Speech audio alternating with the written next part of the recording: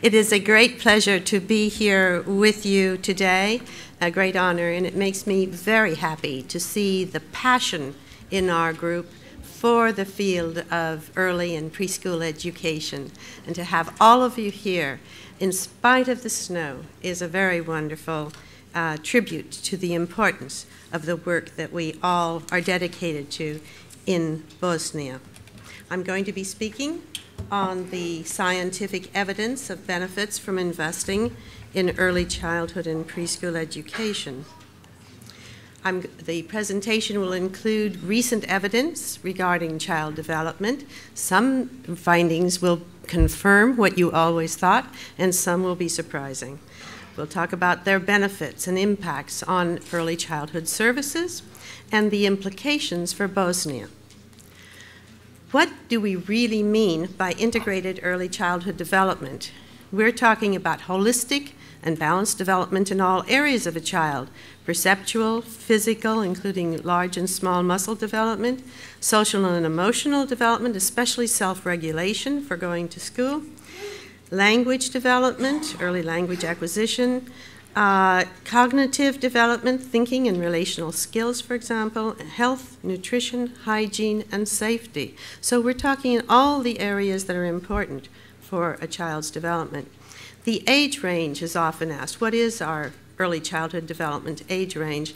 And it starts at, really in a sense, preconception, but certainly conception to birth, when a lot of development occurs. We'll cover some of that. Birth to 36 months.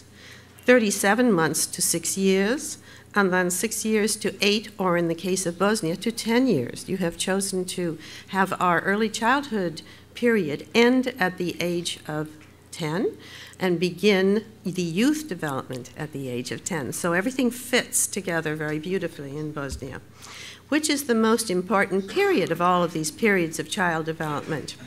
And neuroscience is now teaching us that the most fundamental and important period is from conception to 36 months of age, because this is the period of the most rapid brain growth due to genetics and children's interactions with their parents and others in their environment. The infant is born with, we know now, 100 billion brain cells or neurons, and that in all, each cell, each brain cell has approximately 2,500 synapses. And this comes up to a total of 15,000 synapses per brain cell. It's a very congested area. By 36 months of age, we now know from many studies that approximately, and it is approximate, 80% of the synaptic connections have been made in the child's mind. And these are for capacities, for memory, for skills, and for values, which is surprising. So what we are dealing with is an immensely important first period. The other 20% happens later, 80% before the age of 36 months. By year 1, 60% of the nutrition of a child, the food that the baby receives, and we hope it will be breastfeeding, especially in the first 6 months, a child is born actually with many of the brain synapses already formed, but the infant is still in its fetal growth stage, and we now know that the fetal growth stage in the human being does not stop at birth. It continues on to 9 months of age. And we can see that very clearly because some children appear to be developmentally delayed in their first 9 months, but by the time they get to 9 months, they're catching up to typical development. So this early fetal stage is extremely important. And who's there at that time? Mother and father. And they are the most important participants in the development of the child in that period. An amazing 700 synapses are formed per second after birth. Oops. And in addition, to achieve good mother and child bonding, it is absolutely critical that they should spend, if at all possible, the first 6 months of full time together. There are great discussions about what's more important. Should the mother go to work or should the mother stay home with the child? Well, we know it's better to stay home with the child until 6 months of age, if at all possible, or work only part-time, because that's the time when all of this fast development on the part of the child is occurring. Now, how does the brain grow? It starts actually in the period, let's see if you can see this, yes, this is birth right here, this 0, and from -3, -6 are there. That yellow line is the development of the perceptual development of the child, vision and hearing. Language is the blue line, and whoops, sorry. Language is the blue line, and its peak of development is from about 3 to 9 months of age, and then it begins to descend. So language is really coming in that early period. Cognitive development is this beige line, and it starts from before birth, as do the others, and continues on. And many people now say that it is extremely important to talk to your baby when the baby is in the womb, because they're learning from you, they're hearing you. They know you when they come out, and they recognize their mother's voice, their father's voice. So it's very, very important to ensure that you have attention to these periods.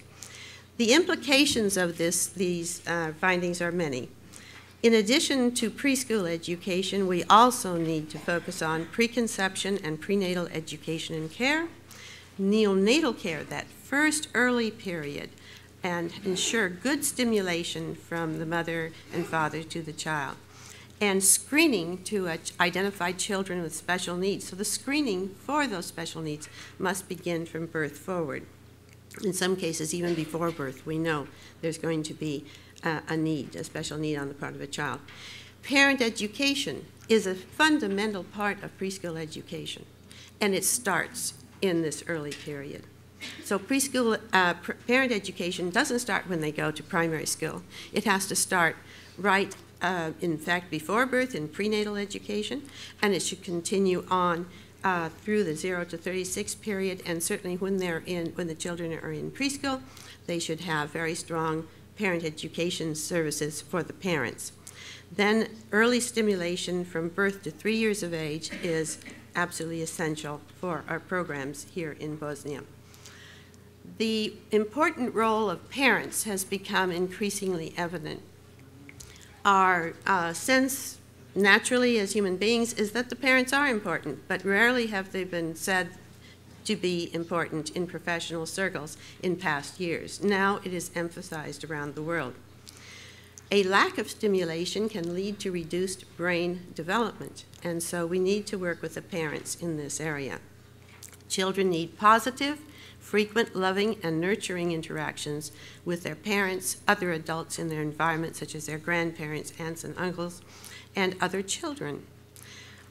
Children who do not receive good early development have reduced brain development. I'll show you that in a minute. Children need to be spoken to frequently during the day to enrich their vocabulary. And here it's a question of, we often say, serving and receiving. Talk to, receive a word back. This constant, happy stimulation of the child is critical for their development. Children who live in poverty, unfortunately, in countries around the world, have an inequitable start. They tend to have fewer capacities, and I will have some more slides on this. This is a slide of normal brain development. And here you can see in the frontal lobes in this area all the connections that are present.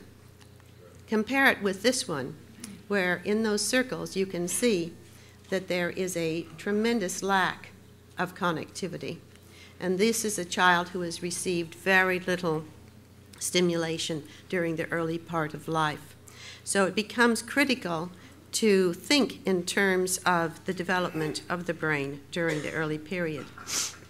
Interaction, as I mentioned a minute ago, is especially important, and especially by the mothers, who are tending to be with the children more, although the role of the fathers is just as important. Children who had, this is a research study which shows that the level, let me see if I can do this, this is the number of words that, or percent of children who have 50 words or more at different ages in months.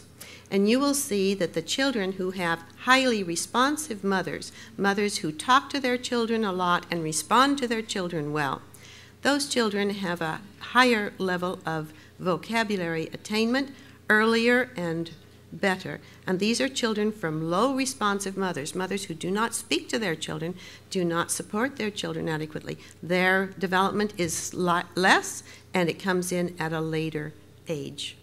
It is glaring, and this type of research has been conducted in various places, and it shows how important the role of mothers, but I say also fathers, is.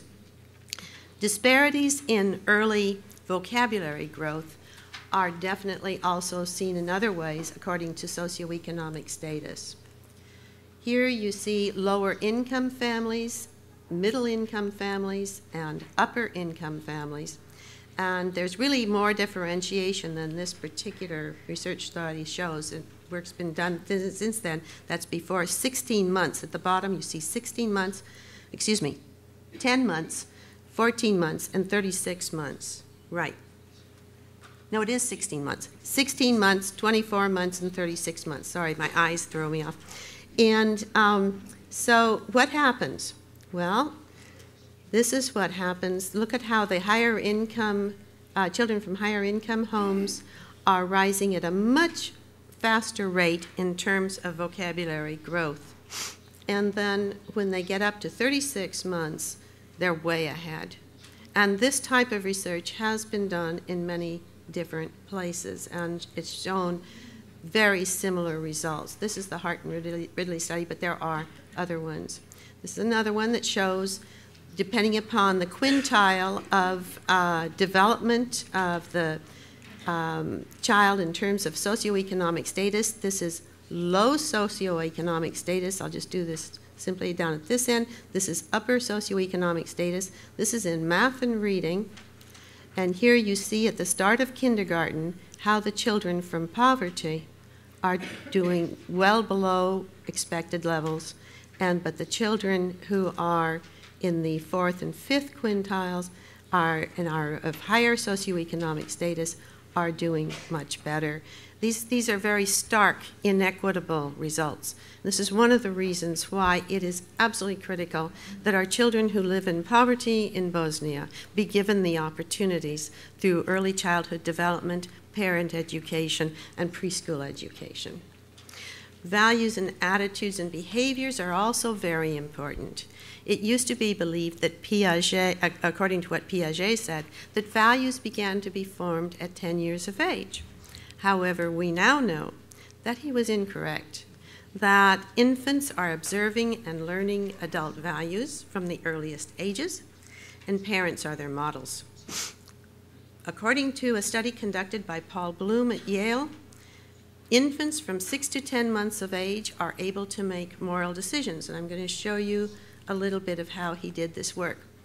He chose different forms, and these forms were changed from time to time. The colors of the forms were changed, and the sizes of the forms were changed. And he showed these to the infants, and he would put, for example, a square in the middle.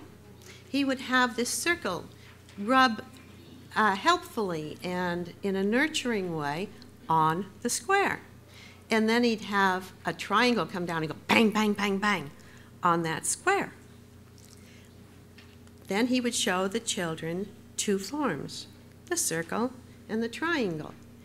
Which form do you think that these little babies at 6 to 10 months of age looked at? The terrible triangle or the loving circle?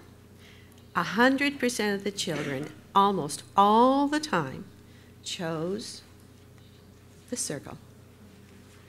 And that was because they already had a concept of what was moral behavior. And this study was done over and over again, and it is absolutely incredible. And what does that tell us? It tells us as parents that we're modeling behavior.